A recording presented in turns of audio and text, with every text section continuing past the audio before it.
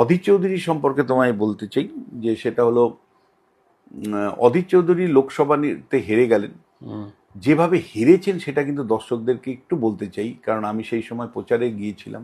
রীতিমতন তৃণমূল কংগ্রেসের যারা সহায়ক সংস্থা তারা পরিচয় করত গ্রামে গিয়ে বা এলাকায় এলাকায় গিয়ে, আপনারা তো এতদিন আপনারা 70% আপনারা নিজেদের কমিউনিটি থেকে কেউ প্রার্থী করেননি,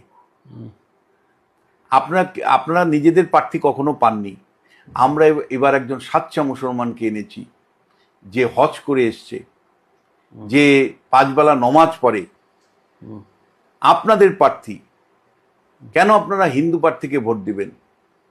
এই যে তৃণমূল বলে না বিজেপি সাম্প্রদায়িক দল, এগুলো যখন আমরা শুনে এসছি এই দুই কান দিয়ে, তখন মনে হয় তো এ যদি এক সাম্প্রদায়িক হয়, এ তৃণমূল তো আরেক সাম্প্রদায়িক।